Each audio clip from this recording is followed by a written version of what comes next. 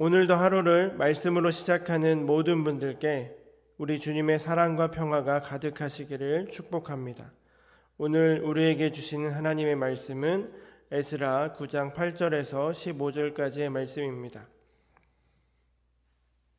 이제 우리 하나님 여호와께서 우리에게 잠시 동안 은혜를 베푸사 얼마를 남겨두어 피하게 하신 우리를 그 거룩한 처소에 박힌 목과 같게 하시고 우리 하나님이 우리 눈을 밝히사 우리가 종노릇 하는 중에서 조금 소생하게 하셨나이다.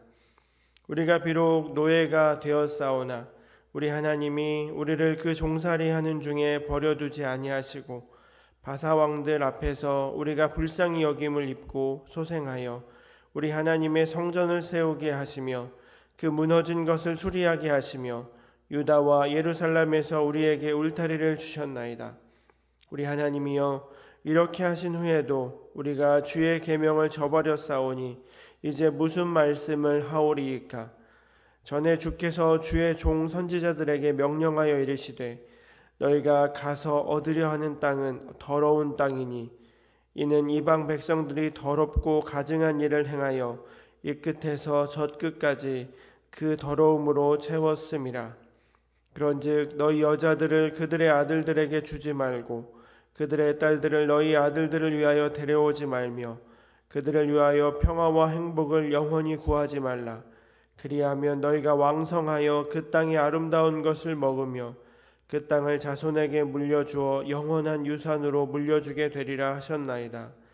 우리의 악한 행실과 큰 죄로 말미암아 이 모든 일을 당하였사오나 우리 하나님이 우리 죄악보다 형벌을 가볍게 하시고 이만큼 백성을 남겨주셨사오니 우리가 어찌 다시 주의 계명을 거역하고 이 가증한 백성들과 통혼하오리이까?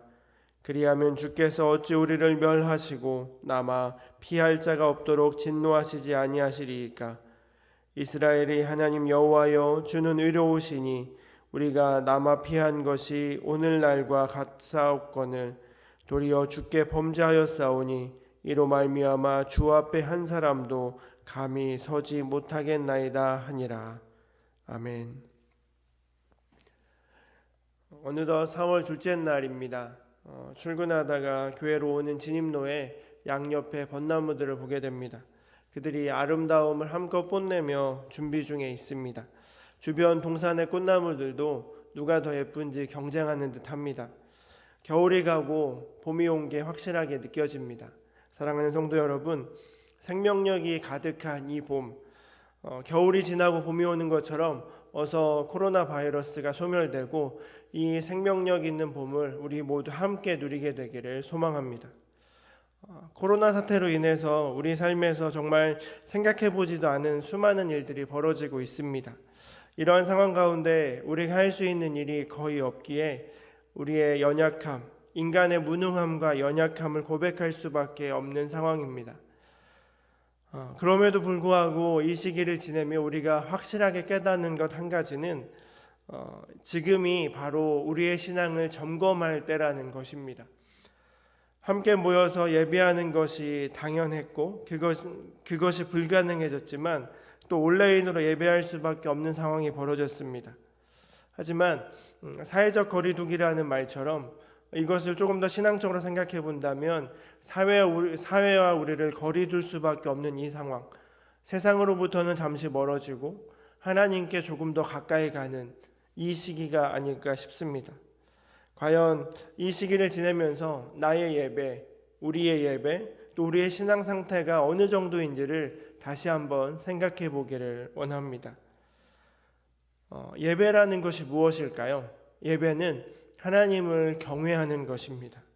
하나님을 기억하고 경외하는 것, 또 그것을 표현하는 것이 예배입니다. 지금 여러분들은 얼마나 하나님을 경외하고 예배하고 있습니까? 하나님을 경외하는 것, 이것이 예배의 형식으로 표현됩니다. 하지만 이 예배의 형식만이 예배라고는 볼 수 없습니다. 이 예배의 형식에 국한되는 것이 아니라 우리의 모든 삶의 영역에서 하나님의 경외함을 드러내는 것, 이것이 온전한 예배입니다. 그래서 우리는 삶이 예배다라고 고백하기도 합니다. 이 삶의 예배라는 말을 다른 말로 표현한다면 하나님의 말씀과 계명들, 주께서 말씀하신 그 율례들을 우리 삶 가운데 지켜 행하는 것이라고 정의해 볼 수 있습니다. 예배의 형식, 또 삶의 예배가 모두가 온전하게 하나님께 드려질 때 그것이 바로 우리 하나님께서 기뻐하시는 예배일 것입니다. 그런데 이 온전한 예배를 방해하는 것들이 우리 주변에 참 많이 있습니다. 예배를 방해하는 눈에 보이는 것들이 있고 눈에 보이지 않는 것들도 있습니다. 외적인 요인들도 있고 내적인 요인들이 있다는 말씀입니다. 외적인 요인들은 에스라서를 묵상하면서 깨닫게 되는 것은 4장에 방백 르훔과 서기관 심세가 등장해서 백성들의 성전을 재건하는 것을 방해합니다. 지금의 이 코로나 바이러스도 어쩌면 우리가 하나님께 예배하는 것을 방해하는 이런 대적일 수 있다라는 사실입니다. 이것뿐만 아니라 또 중요한 것은 눈에 잘 띄지 않는 내부의 요인들도 우리가 하나님을 예배하는 것을 방해하는 것이 있을 수 있습니다. 오늘 본문인 에스라서 9장으로 돌아가 보겠습니다. 9장을 보면 1절에서 2일 후에라고 시작을 합니다. 에스라가 바벨론에서 성전에 필요한 것들을 가지고 예루살렘에 돌아와서 번제를 드렸습니다. 에스라의 목적은 성전을 재건하는 것뿐만 아니라 그 성전을 온전히 회복하게 하는 것, 그래서 이스라엘 공동체가 회복되고 하나님께 드리는 예배가 온전히 회복되는 것이 에스라에게 가장 중요한 사명이었습니다. 그래서 이렇게 번제를 드리고 예배를 회복하기 시작합니다. 그때 방백들이 에스라를 찾아와서 이스라엘 백성들의 심각한 상황을 보고합니다. 그 문제가 바로 무엇이었냐면 율법에서 금하고 있는 이방인들과의 결혼 문제였습니다. 백성들에게 그런 문제들이 만연해 있었고 3절에 의하면 방백들과 고관들, 즉 백성의 지도자들이 이방 여인들과 이방인들과 통혼하는 것이 더 만연해져 있었다라고, 으뜸이었다라고 성경은 고백하고 있습니다. 이 소식을 들은 에스라가 어떻게 했겠습니까? 9장의 말씀들을 찾아보면 속옷과 겉옷을 찢으며 하나님께 회개하며 나아갔다라고 말씀을 합니다. 죄가 드러났고 그것이 인식되었으면 우리는 이렇게 에스라처럼 통회하고 자복하는 것이 필요합니다. 오늘 본문인 에스라서 9장 8절에서 15절 말씀은 에스라가 회개하며 기도하였던 내용입니다. 온전한 예배를 회복하기 위해서 외부의 대적들에 대해서 대항하는 것, 이것뿐만 아니라 내부의 대적들을 온전히 해결하지 못하면 우리는 더 크게 무너질 수밖에 없다라는 것을 다시 한번 깨닫게 됩니다. 에스라는 예배를 무너뜨리며 하나님을 대적하는 내부의 그 대적들을 해결하기 위해 그가 선택한 첫 번째 방법은 하나님 앞에 통회하고 자복하며 회개하며 기도한 것이었습니다. 에스라는 율법이 금한 이방인들과 결혼하는 이 죄를 지은 백성들과는 무관한 사람이었습니다. 예루살렘으로 돌아온 지 4개월밖에 되지 않은, 지금 현재 상황에서 4개월밖에 되지 않은 이 에스라는 이들의 죄와는 무관한 사람이었습니다. 그런 에스라가 이스라엘 백성들의 지칭하는 말이 저들의 죄가 아니라 우리라는 말을 씁니다. 3인칭, 저들이 잘못했습니다. 이것이 아니라 우리, 이 1인칭을 쓰며 하나님 앞에 회개의 기도를 올려드렸습니다. 그들의 죄가 아니라 나의 죄, 우리의 죄라고 고백하며 우리 민족의 죄를 자신의 죄로 동일시하며 하나님 앞에 고백하였던 것입니다.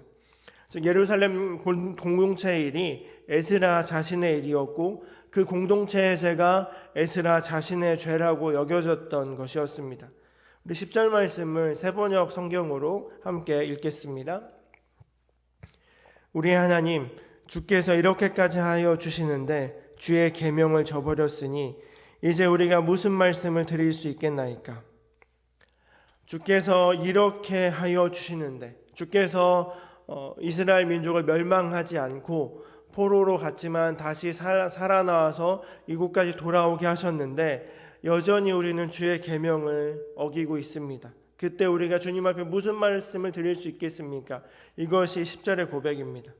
이제 우리가 주님께 무슨 말씀을 드릴 수 있겠습니까? 이것이 에스라의 회개였습니다.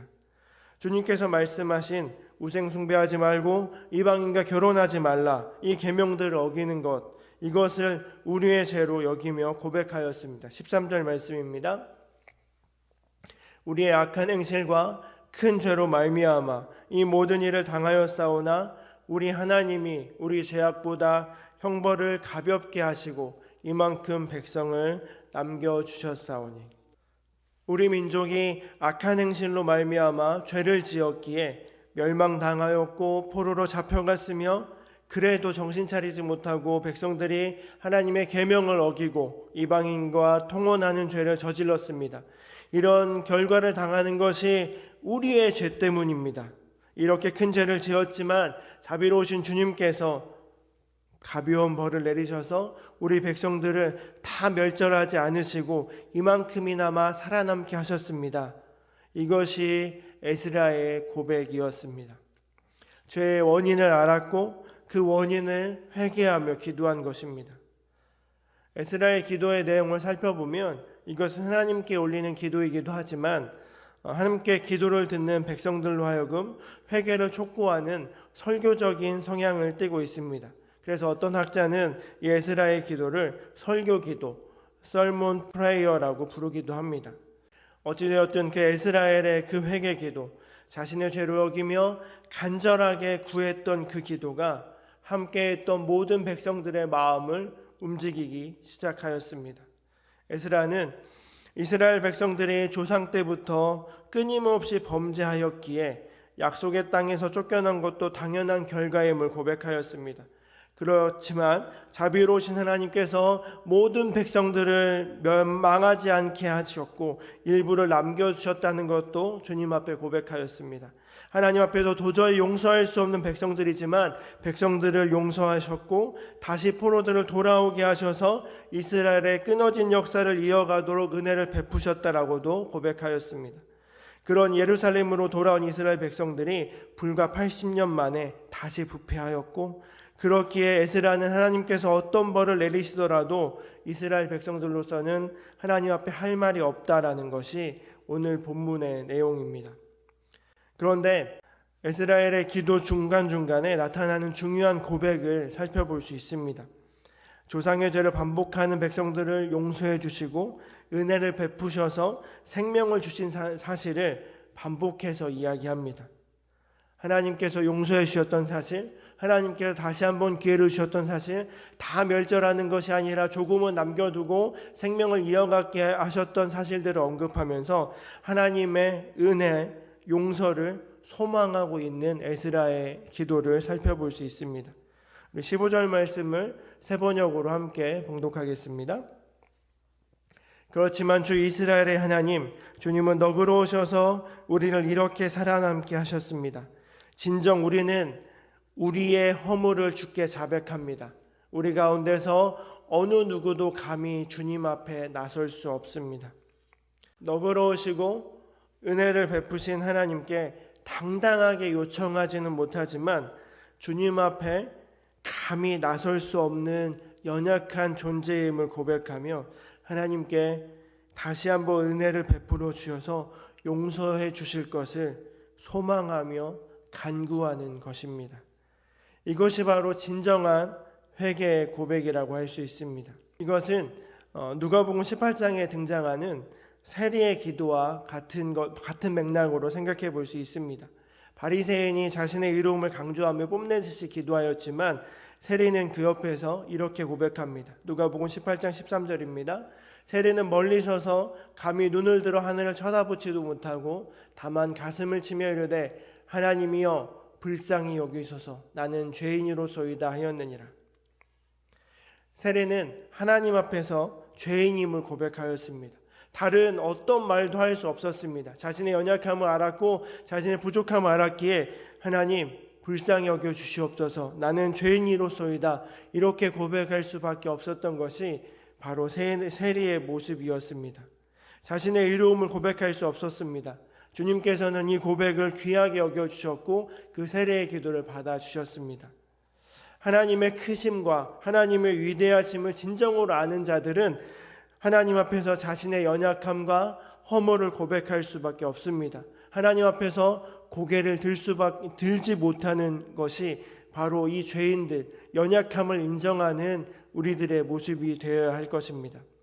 다시 에스라의 기도 돌아가 본다면 이 에스라의 이 기도 드린 후에 어떤 일이 벌어졌겠습니까?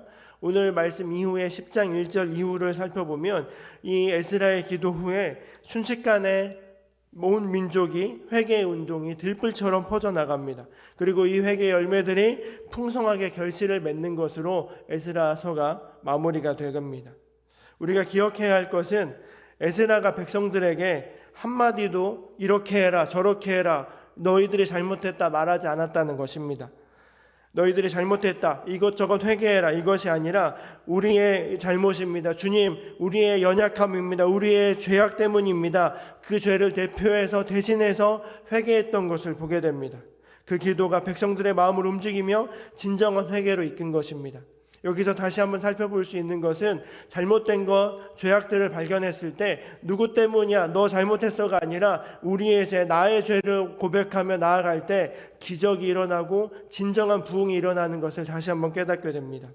사랑하는 성도 여러분, 이 시간 저도 에스라의 심정으로 주님 앞에 나아가기를 다짐합니다. 예배가 무너지고 있고 이 답답해진 상황들, 이것이 무엇 때문이고 누구 때문이겠습니까? 우리의 예배가 회복되어야 하고 성전이 회복되어야 하는데 어떻게 할 수 있겠습니까? 누가 몇 사람의 죄로 인한 결과가 아니라 바로 우리의 연약함과 죄성 때문임을 고백합니다. 어느 누가 감히 주님 앞에 설 수 있을까 하는 그 심정으로 주님 앞에 나아가려고 합니다. 여러분들도 함께 동참해 주시기를, 또 함께 기도해 주시기를 원합니다. 그래야 우리의 무너진 예배가 회복되고 우리의 무너진 성전이 회복될 것입니다. 이제 얼마 안 있으면 코로나 사태는 물러갈 것입니다. 그러나 그 전에 우리가 먼저 저들의 죄 때문이가 아니라 저들의 죄가 아니라 우리의 죄로 고백하며 주님의 그 자비하심과 은혜를 구하며 함께 통회하고 자복하고 회개하며 나아가기를 원합니다. 그래야 이 땅에 진정한 회복이 일어나게 될 것이고 이 땅에 진정한 예배가 회복될 것이며 이 땅에 하나님의 나라가 온전하게 세워질 것임을 믿습니다. 사랑하는 성도 여러분, 여러분들께 권면합니다. 오늘 하루 또 한 주간을 보내며 한 번 더 우리의 마음을 다잡고 주님 앞에 나아가기를 권면합니다.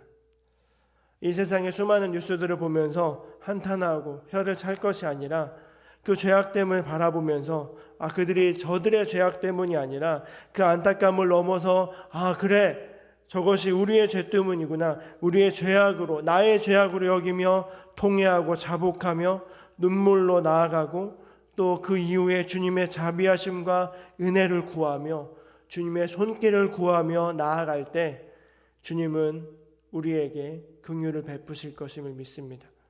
오늘 하루도 그 은혜의 주님을 경험하는 여러분들이 되시기를 축원합니다. 함께 기도하겠습니다.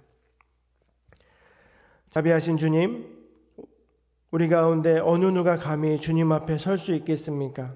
지금 이 민족이, 이 세계가 당하는 고통과 고난이 누구 때문이겠습니까? 바로 나의 잘못이며 우리의 죄 때문임을 고백합니다. 우리의 탐욕과 욕심 때문임을 고백합니다.